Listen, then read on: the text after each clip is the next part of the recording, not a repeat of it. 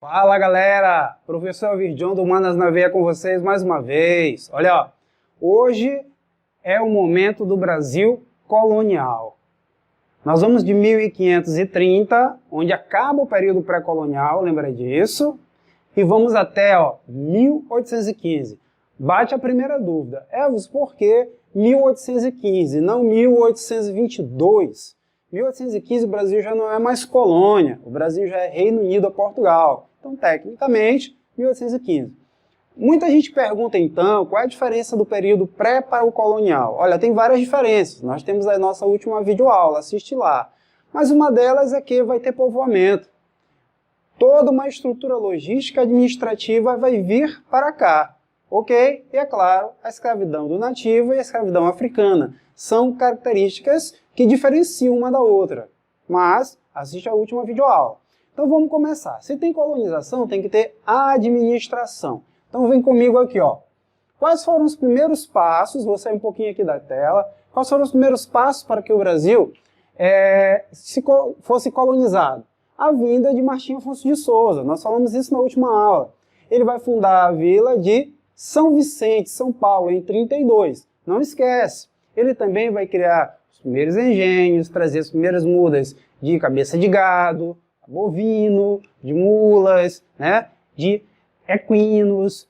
Martim Afonso de Souza que vai dar o primeiro passo. E aí nós vamos ter o grande primeiro engenho, certo? Sabendo que já era possível, lembrando da última aula, teve todo um processo de teste piloto ali no período pré-colonial para saber se o Brasil tinha condições de plantar, produzir para vender açúcar. O que faltava, pessoal? Financiamento que vem com os holandeses. Então vamos lá, olha aqui, ó. Dentro desse sistema de capitanias hereditárias, vai ser o sistema escolhido. Portugal não tinha, entenda uma coisa, Portugal é um estado pequeno, um estado que não tinha capitais, e o que tinha não queria investir porque tinha medo de perder. Então eles vão meio que terceirizar esse trabalho. Dá o direito a quê? A privados, principalmente média nobreza e burguesia, para que eles viessem com seus próprios investimentos. Pessoal, se deu errado, aí o problema é deles. Se deu certo, bacana, porque o Estado português vai receber o quê? Os seus tributos. Então é uma ideia inteligente. Ok? Quem fez isso? Ó, o rei Dom João III. A ideia dele é, vamos passar para terceiros, perfeito, essa empreitada para que, caso dê errado, o Estado português não venha a falir com os poucos recursos que tinha. Belezinha? Então esse território aqui, lembra que a linha de Tordesilhas foi traçada lá em 1494, foi dividida em 15 lotes e 12 donatários. Aqui eu não risquei 15, tá? Risquei aleatoriamente, perfeito? Então, o que acontece? Esses donatários eram os donos das capitanias hereditárias. Donos das donatárias, capitanias hereditárias. Hereditárias porque passavam de pai para filho.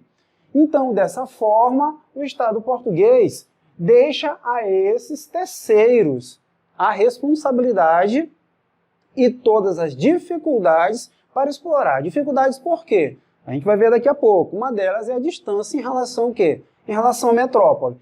Então, esses donatários tinham direitos e tinham deveres, tá, pessoal? Direitos e deveres. Tinha, então, dois documentos, o foral e a carta de doação. A carta de doação estabelece que eles são donos. O foral é que traz os direitos e deveres, tá? Foral. Direitos e deveres. E a carta de doação, vou botar bem aqui, ó. Carta de doação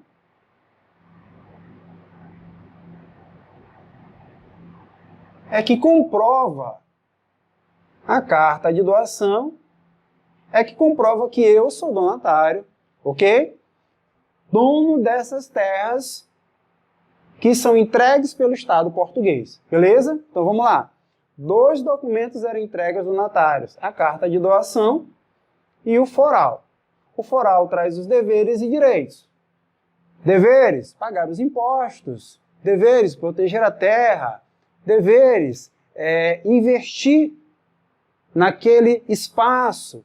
Direitos, prender índios. tá? Direitos, cobrar daqueles que vivem dentro das suas capitanias e daqueles que criaram engenhos, a 20ª, já te contaram isso? O professor Vigião traz para ti, ó, 10% da renda da coroa, ele pode tirar de quem está dentro das capitanias. A 10ª, 5% extraído do pau-brasil ou do pescado. Isso aqui quase ninguém conta. Então são várias obrigações e vários direitos, ok? Principalmente o direito de tirar sua parte na renda, tá ok? Se der certo, era um projeto que poderia enriquecer muitos. O problema é que as capitanias hereditárias passaram por várias dificuldades. E o que levou ao fim desse projeto, pessoal? As capitanias hereditárias, elas não vão dar certo na sua totalidade. Só São Vicente e Pernambuco. Vamos fazer uma listinha? Vamos lá, ó. Distância do reino, ataques indígenas ferozes, muita gente não sabe disso, mas principalmente ataques indígenas, dificuldades de financiamento, tá? Olha aí, ó, poucos conseguiram financiamento, poucos conseguiram. Então, além da falta de financiamento, os ataques indígenas, distância do reino, extensão das terras, às vezes o descaso do próprio donatário, que não tinha interesse de vir para cá, tudo isso vai fazer com que as capitanias hereditárias elas cheguem o quê? A não dar certo, aí só São Vicente e Pernambuco. Tem um caso à parte, que é o caso do Maranhão, aqui do nosso Maranhão, tá? Vou fazer um esqueminha bem aqui, ó. O Maranhão, pessoal, na verdade, não era o mapinha que nós temos hoje, que parece assim, ó, mais ou menos assim o mapa do Maranhão, tá?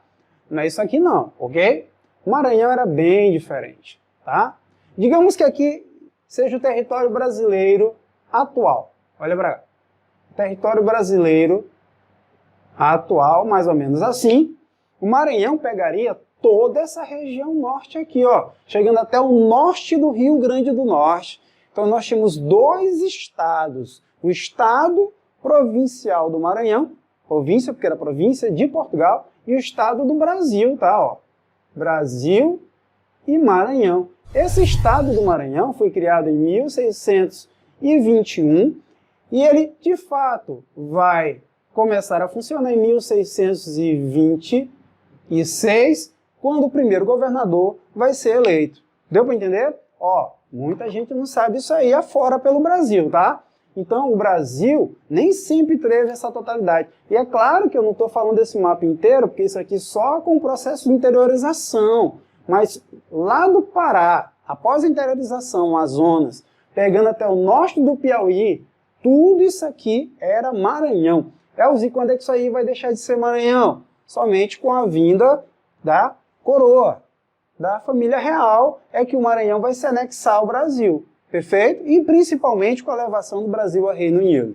Legal? Por que dividir em capitanias hereditárias? Por que terceirizar esse trabalho? Porque o Estado português não tinha capitais nem pessoal para poder fazer a colonização. Vai que dá errado. Vai que não consegue colonizar e o Estado perde todos os seus investimentos. Então coloca na mão de quem? Coloca na mão de médios, nobres e burgueses. Divide em 15 lotes. Perfeito, pessoal? Legal?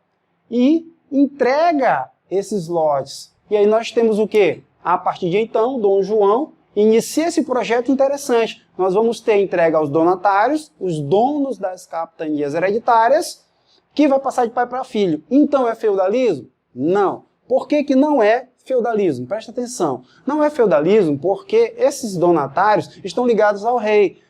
Mas eu sei que eles têm muita autonomia. Tinham muita autonomia, claro. Por essa razão, por ter muita autonomia, é que vai ser criado o quê? O governo geral.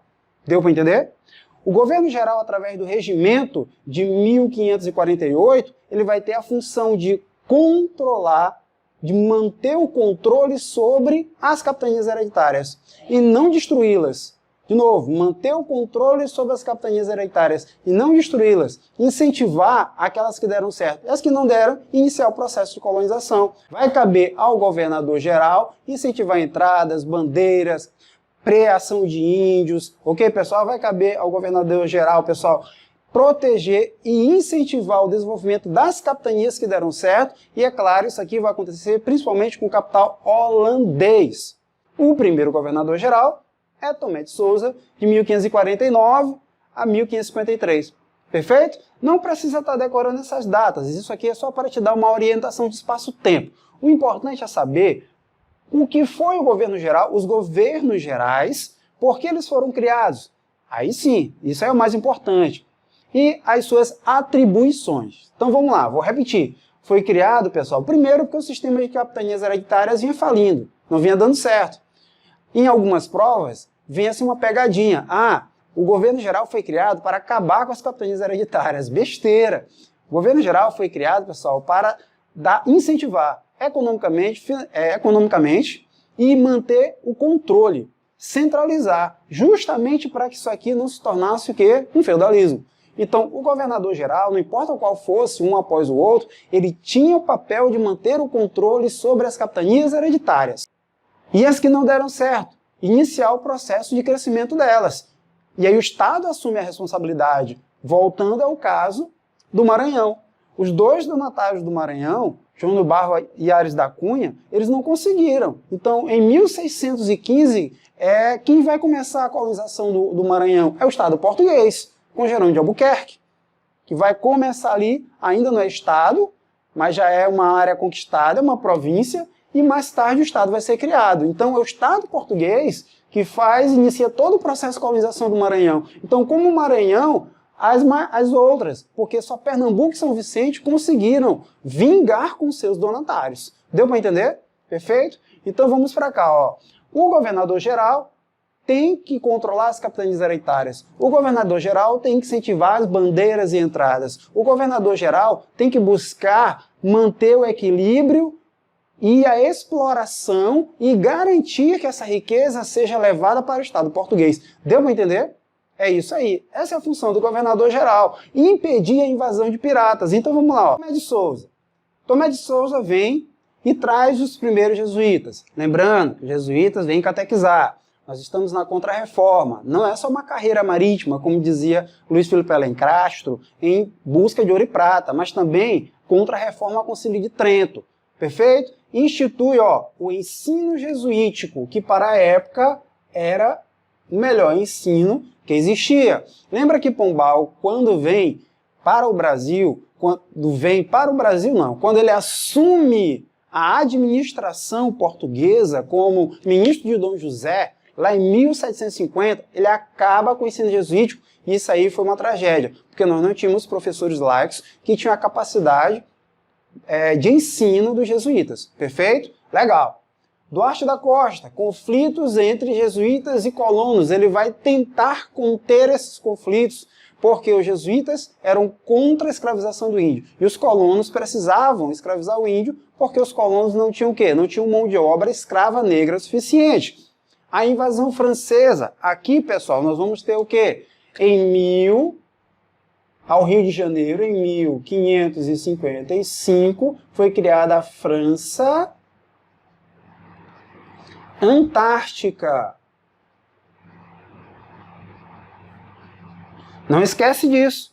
Então os franceses, eles vieram tardiamente no processo de expansão marítima. Então eles vão invadir o Rio de Janeiro com a França Antártica.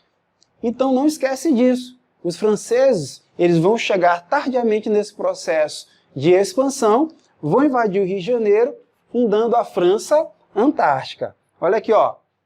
Ok? França Antártica, Rio de Janeiro, 1555. Mendes Sá, ele vai também tentar fazer essa pacificação entre colonos e jesuítas. Vai se reaproximar dos tamoios. Por que tamoios, pessoal? Só lembrar de Gonçalves Dias, Cantos dos Tamoios. Por quê? Os tamoios facilitaram a invasão francesa. Então é interessante aos portugueses reatar as relações com os tamoios. E outra questão, carta na manga, está cada vez mais difícil para os jesuítas fazer o seu trabalho, porque os índios estão fugindo para o interior. Isso aí contribui para o processo de interiorização do Brasil. Ok? Vamos falar disso aí depois. Fundação da cidade do Rio de Janeiro, que é com Estácio de Sá, sobrinho de Mendes Sá, ok? E a expulsão dos franceses, que invadiram em 1555, em 1565, tá? Isso aí é com Mendes Sá.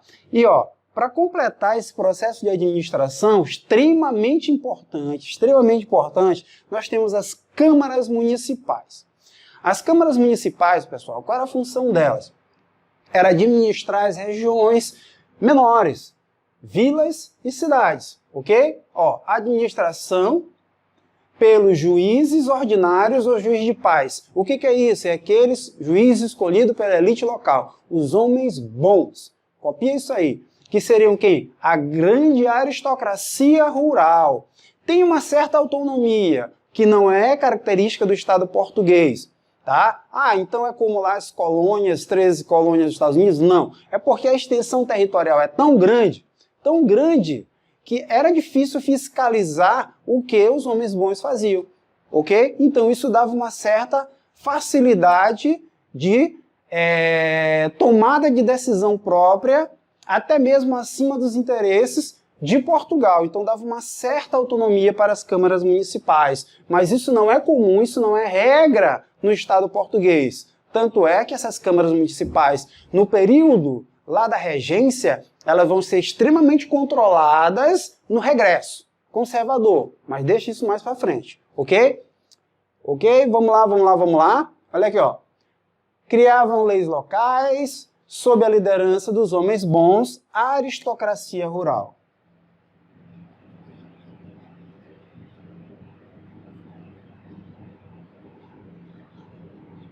Ok? Aristocracia rural. Práticas. Aí, ó, isso aqui é importante. Prática de nepotismo, clientelismo, patrimonialismo. Os donos do poder. Leiam os donos do poder. Isso aqui, pessoal, é a origem básica da corrupção que tem no Brasil hoje. Isso é herança portuguesa, tá? Não sou eu que estou dizendo. Leia os donos do poder, por favor, de Raimundo Faoro. Ele cita isso logo no início do livro dele. Em 1642 foi criado o Conselho Ultramarino. Para quê, pessoal? Para controlar essas câmaras municipais que, devido a essa grande extensão territorial, conseguiam uma certa autonomia. Então esse Conselho Ultramarino vai criar o juiz de fora. Juiz de fora é aquele que vem da capital para intervir nas questões jurídicas de dentro de cada província. Perfeito? A igreja. A igreja ela sempre foi uma instituição importantíssima. Primeiro, pessoal, a igreja ela era riquíssima. A igreja ela detinha a tutela do índio. A igreja no sul do Brasil ela detinha muitas cabeças de gado, mas não era só no sul do Brasil. Para quem não sabe, aqui no Maranhão, São Luís, as maiores cabeças de gado pertenciam à igreja, as maiores criações. Deu para entender? Então, ó, monopólio das drogas do sertão. Tanto é que Marquês de Pombal, mas quando chega no século XVIII, na segunda metade, diz que a igreja é um estado dentro de outro estado. E expulsa os jesuítas daqui. E eles só voltam na viradeira quando o Marquês de Pombal sai, com a morte do rei Dom José e a entrada de Maria, que é chamada Maria Louca. Perfeito? Legal. Então veja aqui, ó, algumas dicas para que a gente possa incrementar esse nosso momento. Esse período aqui, colonial, ele é bem interessante, turma. A partir de então, a gente já pode começar a falar sobre as sociedades que existiam na época, como a sociedade açucareira, a sociedade mineradora, tudo bem? Ok? Mas isso aí é assunto para a próxima aula. Não esquece, vem comigo, próxima aula a gente vai falar sobre sociedade açucareira. Valeu? Beijo no coração. Tchau, tchau.